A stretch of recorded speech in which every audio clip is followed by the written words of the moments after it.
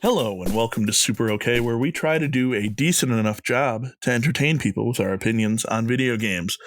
As always, my name is Dale, and I am joined here by one of my absolute favorite humans, the bespectacled Xando Calrissian. Xander, how you doing, man? You say that about all your co-hosts, that they're your favorites. I mean, I need to get to the bottom of this. Who is the actual favorite? It's one of my favorites. Oh, that's fair. But who is the actual favorite? And why is it Mel? I don't know. Honestly, I don't know if it is Mel or not. We'll have to do some sort of battle royale for my affection, I suppose. Or you know what? No, we'll leave it to the listeners. Listeners, just tell us which of the Super OK hosts is my favorite in the Discord. Just go to the Discord and tell me which one is my favorite. Perfect. Yeah. In fact, name all of our favorites, just so we know. Yeah, tell us who all of our favorites are. That's what we need.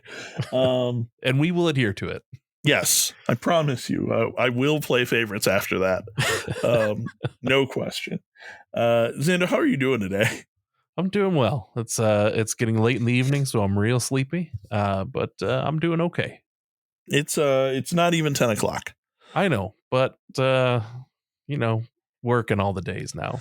Just letting you know that when I was preparing for this episode, I went back and listened to an episode that I was worried had a similar concept because I didn't want to repeat it. And we're far enough away that it doesn't really matter.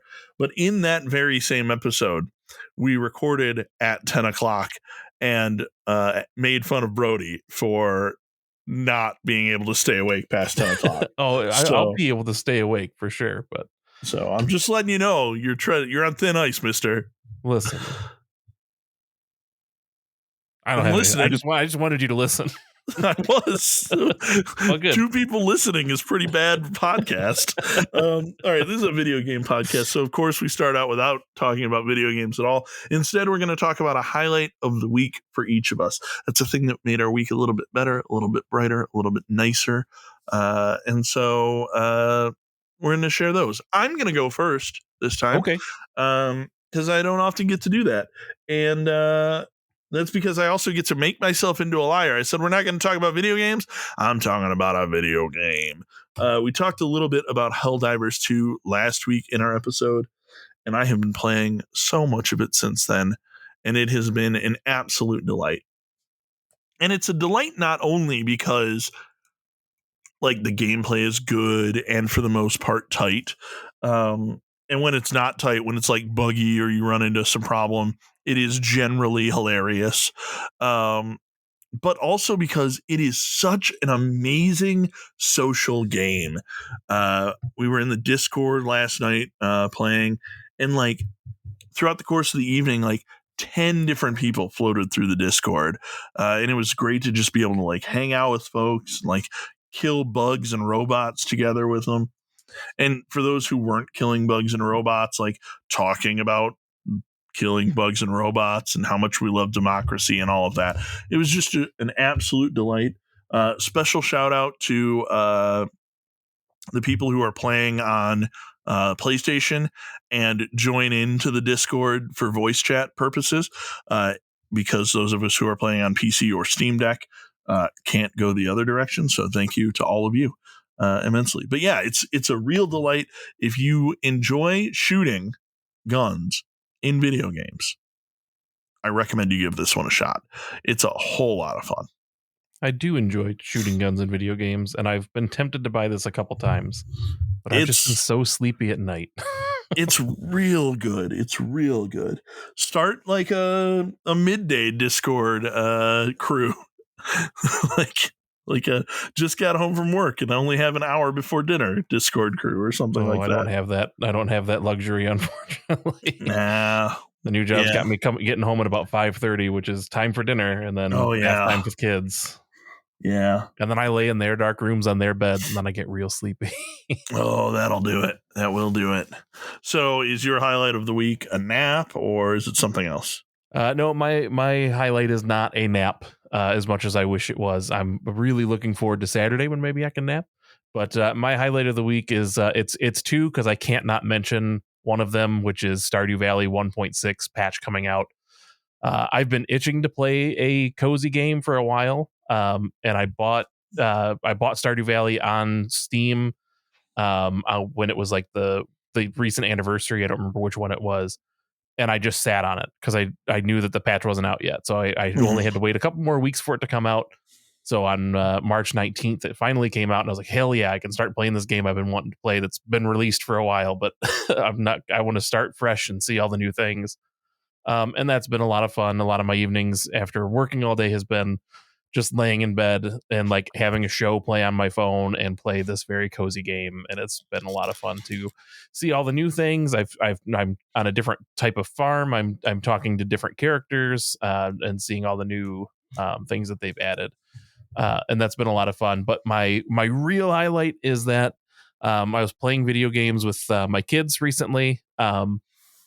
Thanks to Mario Kart 8 Deluxe having that, you can like just hold a controller and the car will drive, in the right direction setting. I've been able to play Mario Kart with the kids every once in a while. We'll do like 4 races. I'll throw some races every once in a while just so they can not be sad that they're in last place. Yep. And then one day we were about to play, and I was like, let's see if there's any other games that we can play together. And I found Untitled Goose Game in my background. I was like, oh, maybe the kids would find this funny. Like, let me try this. And so I played for a little bit, and Helen's like laughing. She's loving all the goofy things that the goose does. Yep. And I remember there's 2 players, so I let her like pick it up, and she's walking around and honking and all that, and she was having a blast. And also while we were looking, Ben, who's 3.5, goes, "What's that scared game?" I was like, "What do you mean the scared game?" He goes, "He looks scared." And I was like, "Oh, Luigi's Mansion." And he's like, "Yeah, I want to play that game." I was like, "Well, that's not really a game that you guys can play with me. Like, we can play it and you guys can watch it, but it's not something that you'll be able to play. Are you guys okay with that?" Like, "Oh yeah, absolutely." And so we're playing Luigi's Mansion. It's very cinematic at the beginning. There's little jump scares and stuff, but it's all kid friendly. Right. And for basically every night for the past week, they're like, can we play the scared game? So after dinner, we play like 15 to 20 minutes of Luigi's Mansion, exploring the game and like trying to figure out the puzzles. And they're simple enough that Helen can figure them out, and she gets so stoked that she's right on things. That's awesome. Yeah, she's like, when at the beginning you're like walking around the hotel and there are ghosts, but they're like disguised. And I was like, Helen, isn't that weird? Like, it looks like they're floating. And she's like, oh yeah. And so when the ghosts come out, she's like, what if those were the ghosts the whole time? I was like, maybe they were. And then like there's a point where you fight a ghost and its costume is off to the side. She's like, that's it. I was right. And she turns to me, she's like, I guess Mama doesn't know everything. I was like, that's right. And I was like, Sarah wasn't even around, but like she's just throwing shade, like just fucking I'm smarter catching than strays. Mom. Yeah. So that's been a lot of fun to like take them down, and like if their godmother's there, or if Sarah is available to come down and watch, Ben will say, Mama, do you want to come and watch the scared game? I'll sit with you so you're not scared. And it's just adorable, like cute kid stuff. So yeah, Luigi's Mansion 3 is just a fun game in general. But being able to replay it all these years later with the kids and like them, be excited about figuring things out and like seeing the different things, and they want to explore the different rooms. It's been just like my dad heart is so full from playing that game with them. That's amazing. That is amazing. Now, I haven't played Luigi's Mansion 3, but I understand that there is a pretty graphic sex scene between Luigi and Gooigi midway through. What are you going to do about that? I'm just going to expose them, man. And if they have questions, they can ask. That's very good. That's very good. I think, all too often we stigmatize the relationships between a man and his ectoplasmic doppelganger. And so I really appreciate how progressive you're being there. That's awesome. You got to teach them sometime, Yeah. Yeah. Do you remember when Luigi's Mansion 3 came out? I legitimately do not. I do. It was a launch title for the Nintendo GameCube on November 23rd, 2001. Wait, Oh, it no, was sorry, November 22nd. I'm sorry. I believe it was the 22nd. Oh, I asked about 3, but you remember the first one. Yes. Nice, man. That's a Yeah, long time ago. Yeah. I remember standing outside of Best Buy with my buddy Craig, and we both were in line to get the game or to get the console. He went home and played it. I took it back home and gave it to my parents and said, "This is my Christmas gift." So I had to wait until Christmas to play my GameCube that I waited in line for. That is absurd, and it sounds like something out of like Oliver Twist. Yeah. Like, well, I was like, I really want this, and like we can go get in line and get it. And they're like, okay, go get it, but it's going to be your Christmas gift. I was like, okay, fine. At least I'll know I'll have one. right. So I went and bought the system, took it home, dropped it off with my parents, and then I went to Craig's house and we played Luigi's Mansion for a while. That's so good. That is so good. Well, that is a long time ago. And if we go not quite as far back in the DeLorean, we will instead hit a year called 2013. And that is the year that a little company who makes gaming consoles, and they also make like TVs and film, and I think they are like a music company. I don't know what. Sony's got their fingers in every pie. But anyway, Sony released a console called the PS4. And it was pretty good. People really liked it. It had solid reviews. But not long afterwards, in fact, only 3 short years later, they released a PS4 Pro.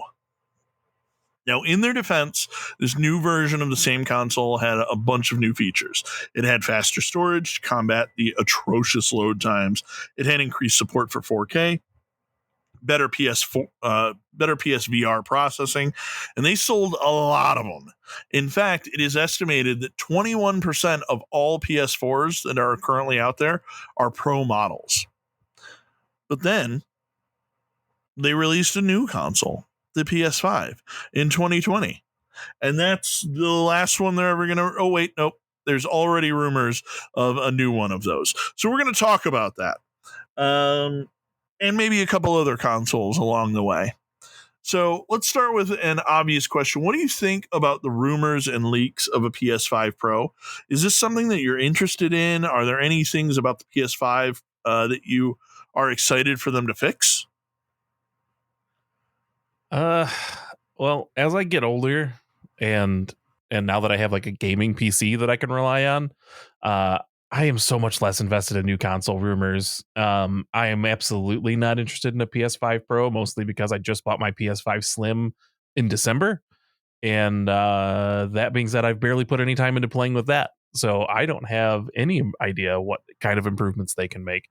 As far as I'm concerned, this thing seems pretty great already. So fair enough. What's the point? Yeah, it's funny that you bring up the PS5 Slim because as we were researching this episode, we found out that the PS4 Pro came out only like 2 months after they released the PS4 Slims, which is just like a real dick move, Sony. As far as my answer to this, I have gone on record as saying that every new console generation is the best that we are ever going to need from a graphical standpoint. Like when I look at what the PS5 is capable of, it is absolutely insane. Then again, I'm an idiot, right? Because every time I see a new shiny thing, I am also enamored by it. And so I'm sure that graphically it'll be good, that sort of thing. And we'll talk about that in a little bit. But there are a few things that I've seen regarding it being better at cooling. And that will be nice because part of the reason the PS5 it has to be so huge is because it gets so hot. And so that'll be really good. It's also it's rumored to have a feature that's similar to DLSS, which will allow it to have like basically both a high refresh rate and also high graphical fidelity and also high resolution.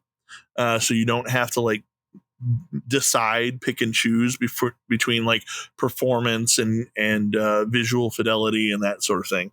It's going to have ray tracing, which if you have never seen a game with ray tracing on and then with ray tracing off, that is one graphical change that is like actually legitimately awesome. And it's going to have some minor spec boosts. That said, none of those features are enough to get me excited about it, right? I have a PS5, and to your point, I play it rarely. I basically use it exclusively for Sony exclusives at this point. And so unless there's some absolutely killer game that only functions on the PS5 Pro, I'm probably not going to worry about it. I've got a Mhm. gaming PC, I've got a Steam Deck, I've got a Switch, I've got an Xbox Series S, right? And it's the difference between the S and the X is basically what I'm looking at from the difference between the PS5 and the PS5 Pro, and Yeah. so I can't be excited about it, you know. Um, and the other reason I can't be excited about it is this next question, which is that in many ways it feels like the PS5 generation is just getting started due to things like the COVID pandemic, nagging supply chain issues. People just have not been able to get their hands onto PS5s. And so a lot of games are still coming out on the PS4. PS4 Slim is still in production. And so, with all of that in mind, do you think that now is the time for a console refresh of this magnitude? No, I'd actually rather see the gaming companies invest in next generation consoles or better games now than the midlife recycle refresh. I'd rather see them take the Nintendo approach of like, hey, we can make this smaller and a sillier design and buy it if you want it. Also, it's in different colors now. Yeah. And instead of just like, oh, hey, this new game's coming out, here's a special edition of this. So it's like, I mean, that granted, with the PS5, they have like the different blades that you can buy on the side. So if you have the base model, you can like upgrade it to purple or whatever the hell. Like that's Yeah. kind of cool. Like I think that's probably the way it should be. Just like if you're gonna sell a skin, sell the skin and not a whole new damn console.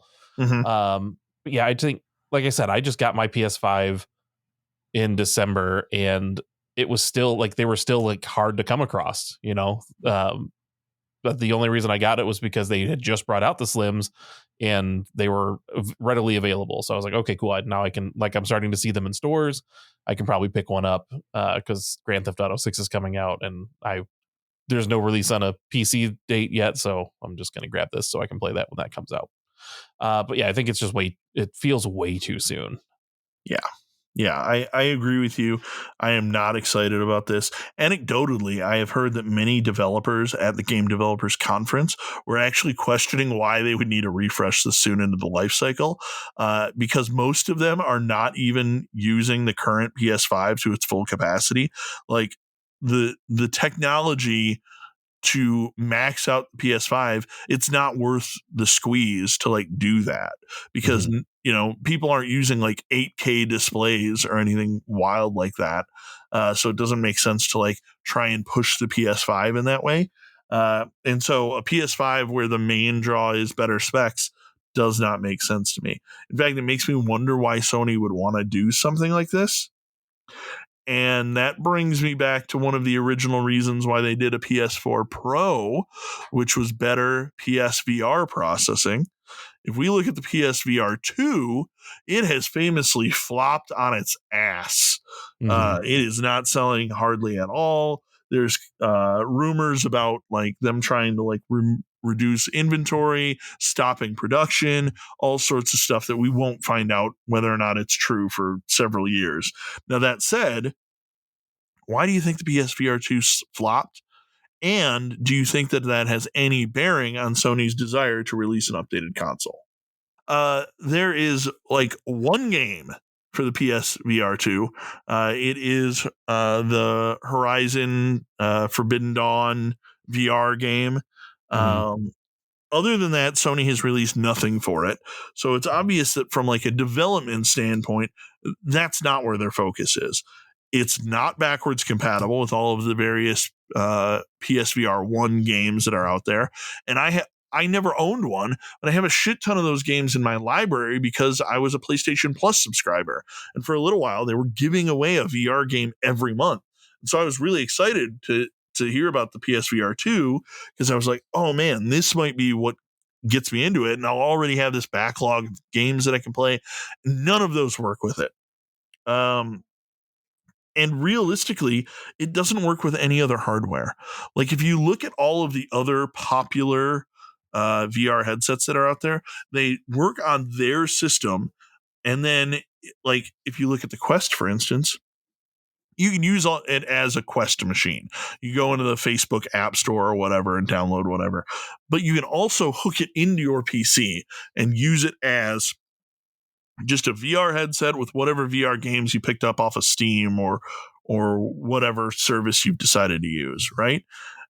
And the PSVR 2 does not have that capability. They could have put it in there, but they didn't want you to play it on other systems. They only wanted you to play it on the PlayStation 5, which is fine.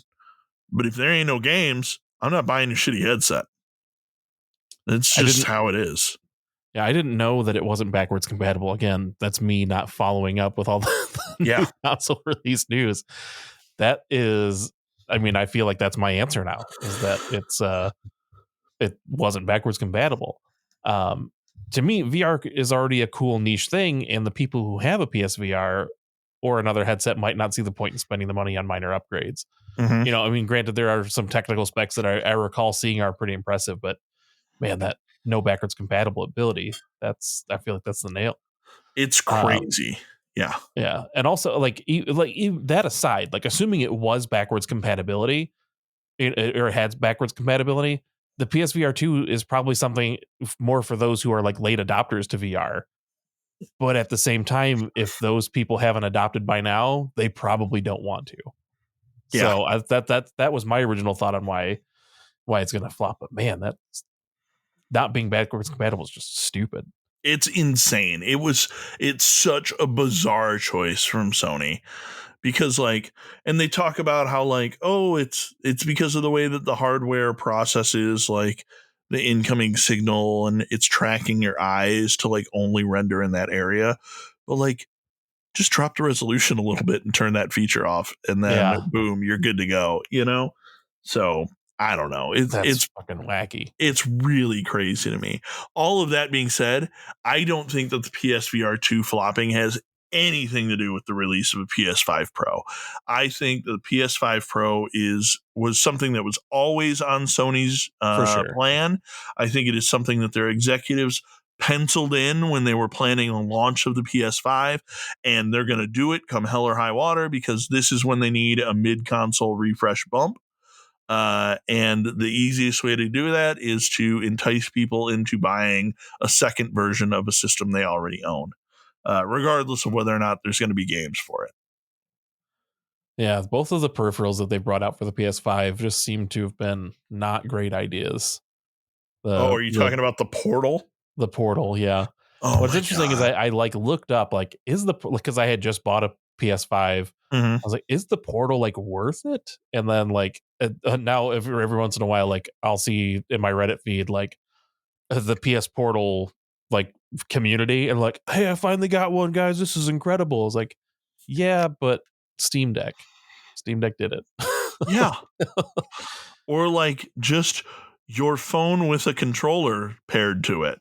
Yeah. Like, I really do not understand PS5 Portal, because the PS5 Portal is selling well, which is insane. Or I don't know about selling well. It is oftentimes out of stock. Yes. Right? That's the correct way to phrase that. Yes. And so that means someone is buying it, and I cannot figure out who. I don't know who it's for. It's for people who don't have a gaming PC and don't have a Steam Deck. And don't have a phone? Yes. Or an iPad? Maybe they just want, I don't know, Dan. They just want it. and they're happy with it. And I'm happy for them. If you have a PlayStation Portal and you're happy about it, please get in the Discord. I have so many questions for you. And this is not like a antagonistic, like, oh, you're an idiot or whatever. It's just I need to know about you. I have questions about like your life and like when you're using the PlayStation Portal and like how you don't have a phone, but you do have a PS5. Like, I have so many questions. So just hop in the Discord, please. So obviously, there's all these cool rumors around the PS5 Pro, and people are just like not at all excited about it. So that leads us to a different set of rumors, which is that there's rumors currently and a few leaks around the idea of a Switch 2, which is codenamed NG Switch, which stands for next generation Switch, but also could be like a villain who like changes gender or something, or like changes the color that they are, so that way they can like blend in with backgrounds or whatever on like a Nega kids TV Switch. show. Yeah, like, oh no, NG Switch is robbing the mall, like that sort of thing. And there's rumors that that will be releasing in March of 2025, whereas the rumors around the PS5 Pro are September of 2024. In your opinion, is this different? Is it warranted? Are you excited? What are your thoughts here? And I'll go first on this one because when I was researching this episode, I checked out the Wikipedia page for hardware generations, and they actually count the Switch in the previous generation. They count it amongst the PS4 and the Xbox One, and hilariously, the Wii U. Right? And if you look at the Switch in comparison to the PS4 and the Xbox One, it was underpowered compared to either of those back then.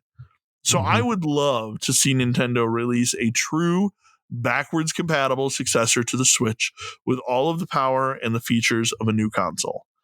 But I do not think that that's what we're going to get. Instead, I think it's just going to be like a souped up like handheld video poker game with like 4 slots where attached controllers can fit or whatever.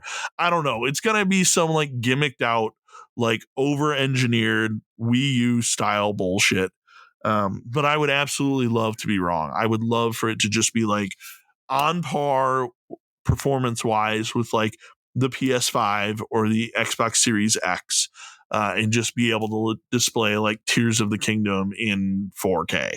I think that would be amazing. What are your thoughts? I think the Switch 2, it makes sense. It's been 8 years since the Switch launched, and almost 3 since the OLED launched. Yeah. And those are barely keeping up with the software as it is. At the same time, I think we should really temper our expectations for just hardware performance improvements and not graphical improvements, because that's never been the thing that Nintendo has been about. They've never been the GameCube was the weaker of the 3. It's just not, they're like, hey, let's just make our games fun, and I'm okay with that. I don't need a hyper realistic Mario. I just wish that stuff would work. I mean, you look at like Pokemon, whatever the newest ones are called, Violet and Scarlet. Yeah. Like those games ran poorly, and those are still cartoony graphics because of all the stuff it was trying to do. Yep. I think if in this instance, I feel like the Pro model would be the way to go. Like I think that there's still a lot of life in the Switch. There's still a lot of Wii U games that haven't been ported over. So I feel like maybe the Switch Pro would be the right move here. Like give it actual like performance upgrades and just roll with that. Which I realize is completely contradicting my stance on like just pro consoles in general. But yeah, if there is a Switch 2, I can't imagine them deviating too far from the plan without going Wii U and bungling it up horribly. Yeah. Some like dumb bullshit. Yeah. And I can imagine them doing like a new Switch, like they did the new 3DS that had like performance, it did have stronger performance. There was like 2 or 3 games that could only play on the new 3DS. You could only get Super Nintendo games on the new 3DS. But I think that's just confusing to the consumer. So it's just a weird thing, a weird hole they've dug themselves into. Yeah, it is. I remember I was working at Best Buy when the new 3DS came out, and everyone was so confused. I had to explain what was going on to like literally every confused parent who walked in looking for the new 3DS, because they're like, because they didn't stop making the regular 3DS. Like you could just buy the 3DS, and then the new one was right next to it, and it cost like $50 more or whatever. And parents were like, well, why wouldn't I just get the other one? And it's like, oh, because you want to play this game, and it says on the front of it, requires new 3DS. They're like, but they're both new. I'm not buying it used. Yeah. It's like, oh no, come on. Ugh. Yeah, also, some goofy things they did. Yeah, dude, it's ridiculous. Also, it blows my mind to think about the fact that the Switch is 8 years old. Am I doing my math right? I think you are correct. So it released March 3rd of 2017. So it'll be 7 this year, or just turned 7. Okay, Sorry. so yeah, 7 But years. still, almost 8 is not entirely wrong. The next year it'll be 8. Yep. But still, like, the fact that it is 7 years old, it does not seem like the Switch has been out for 7 years. Yeah. If you look at like the game library, if you look at what has been released, like, think about marquee games on the GameCube. Think about marquee games on the Wii that are just first party. And then think about marquee games on the Switch that Nintendo has been able to release in 7 years.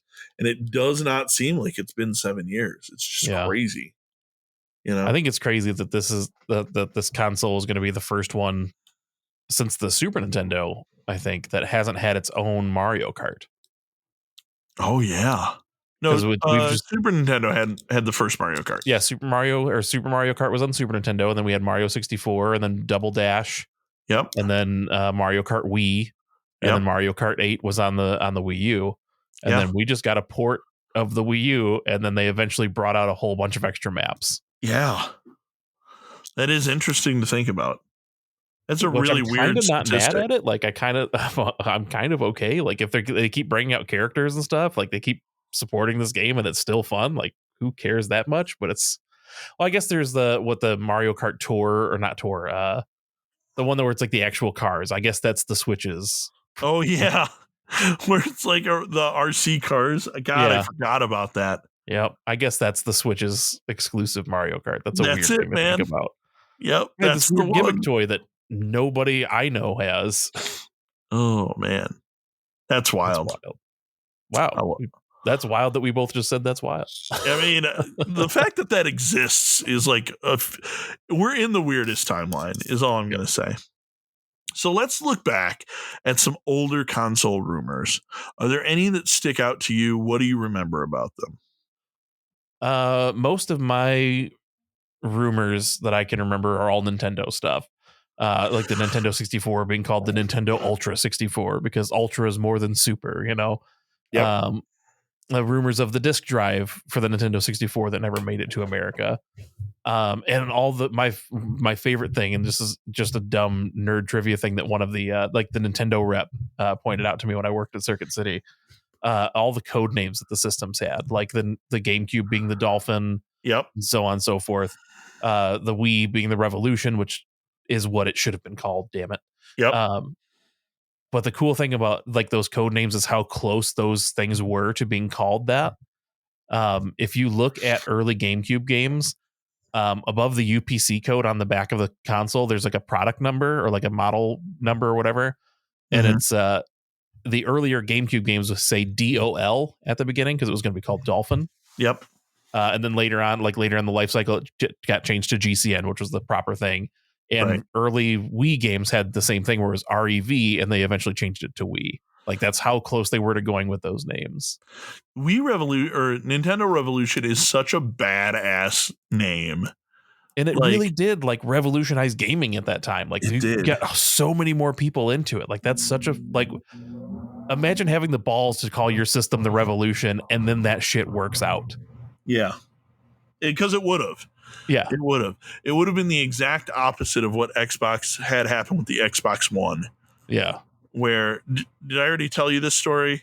You may have mentioned it, but hit it again because there's always every podcast is someone's first. It's true. So real long story short, everybody used to call the Xbox 360 just the 360, and so when they were designing next console, they decided to call it the Xbox One in hopes that people would just call it the One.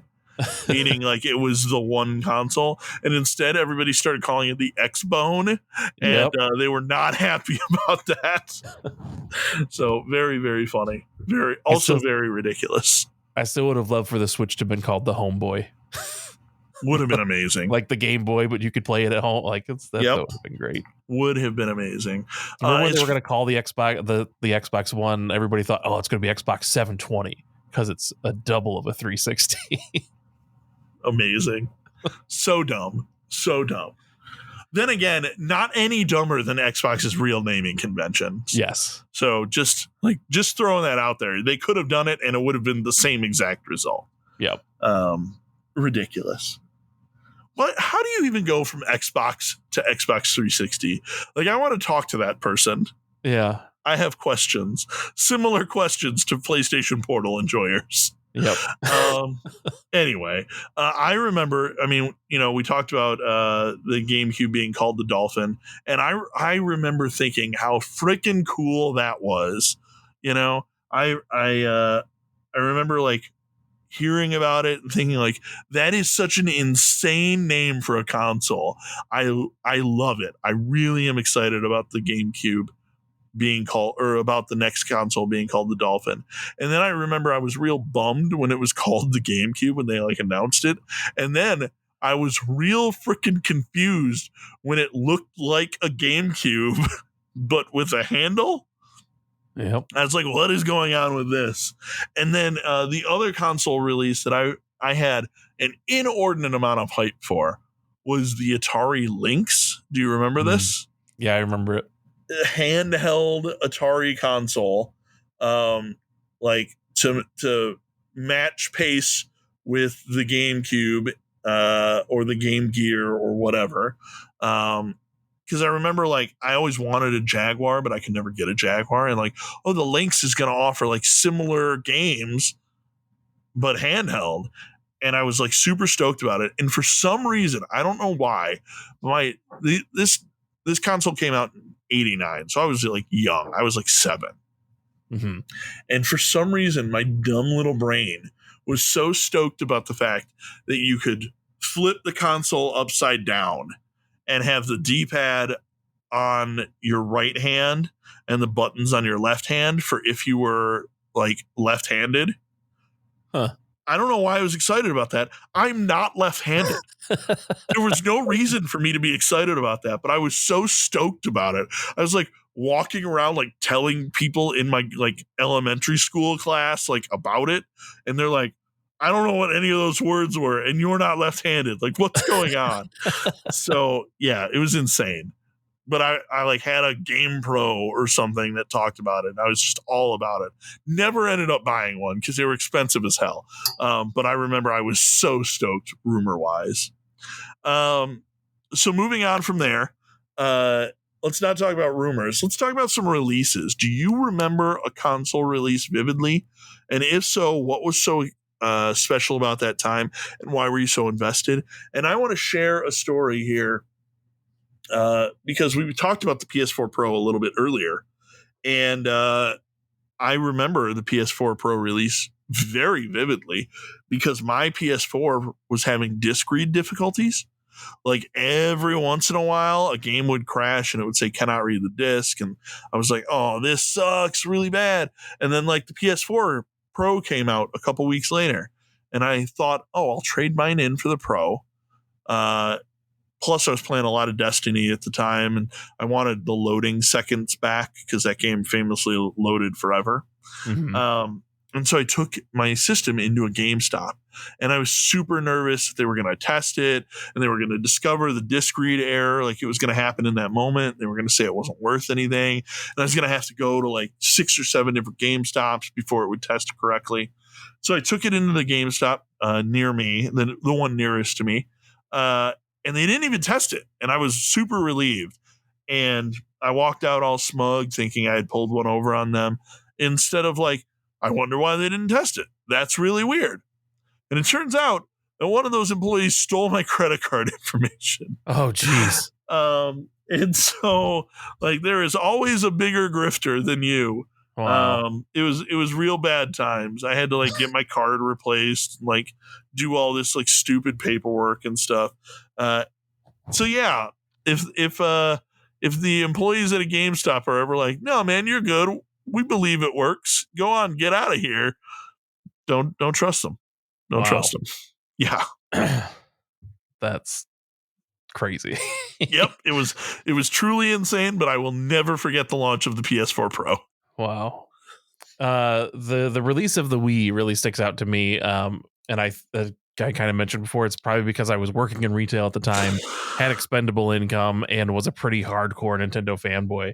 And I remember camping out at a Meijer to get my console. Like I had requested the day off because I was like, and there's no way I'm so excited for the system to come out. I'm not going to work that day. Screw you guys. You guys, we're going to get like 10 consoles. You're going to sell them immediately. You don't need me to be here. Yeah. And so I remember randomly going to a Meijer just to see like, oh, I wonder what the line looks like. How crazy is this going to be? And there were like 2 people sitting there. I was like, well, I'm just going to sit here. If this is the line, like, hell yeah, I'm going to sit here. I'm going to get Yeah. So then I basically was at that Meijer for like 24 hours. And I remember calling up my parents or calling my mom and saying, hey, this new game comes out tomorrow and I'm going to sit here and wait for it. Can you just bring me something? Like bring me some food.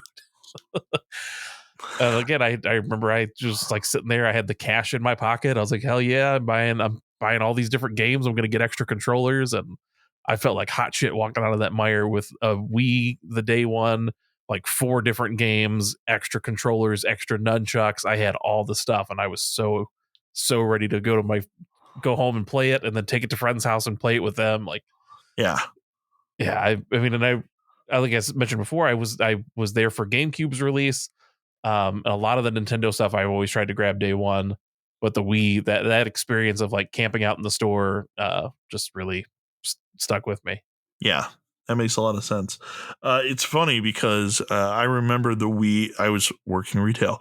I remember the Wii's launch, and I remember the day of the launch, we did not sell out of the Wii. There was not like a huge line or anything crazy like that. And then the week after it, there was like somebody had like played it on the Today Show or like one of the morning news shows or whatever, like showed off Wii Bowling. And all of a sudden, you could not find the system anywhere. It was like sold out immediately everywhere. People were losing their shit about it, and it stayed sold out through the whole holiday season. It was like impossible to find. It was truly like an overnight phenomenon when it was like, you know, Regis and Kathy Lee played like bowling on TV or whatever. Yeah. And all of a sudden it was like, you can't find this shit. So good instincts on hanging out in a Meijer, which is a 24-hour grocery store, essentially, for those of you who are not near a Meijer.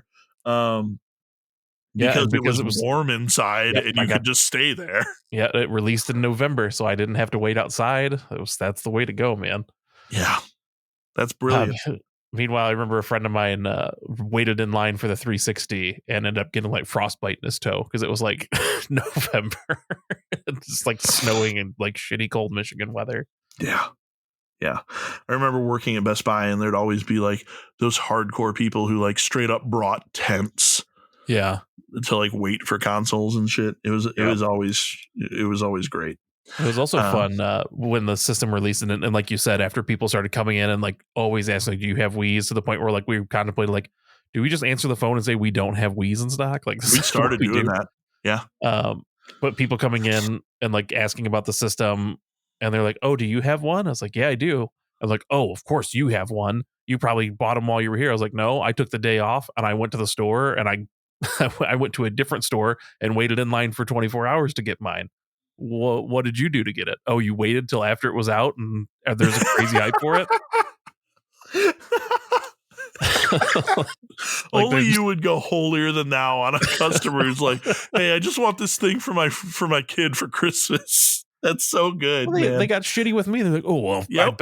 I bet you bought them all that were here." I was like, "I bet all you." I was like, "No, we actually weren't allowed to buy them, so I had to take the day off and go somewhere else. I planned ahead." Yep. Amazing. Absolutely amazing. Prepare to fail. Yep. So good. So good.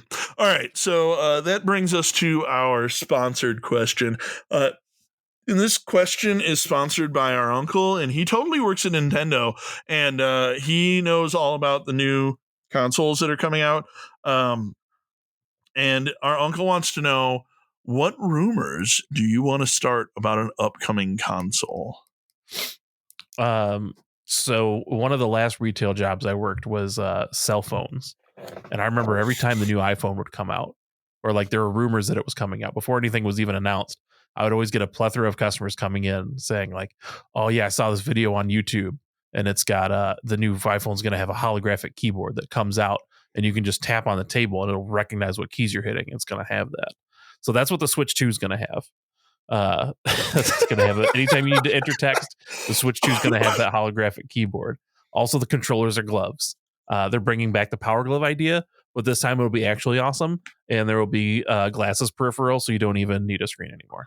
Okay, so it's just glasses, gloves, and a Switch that projects a keyboard. Yeah. Sounds wholly accurate. Yeah. Sounds completely accurate.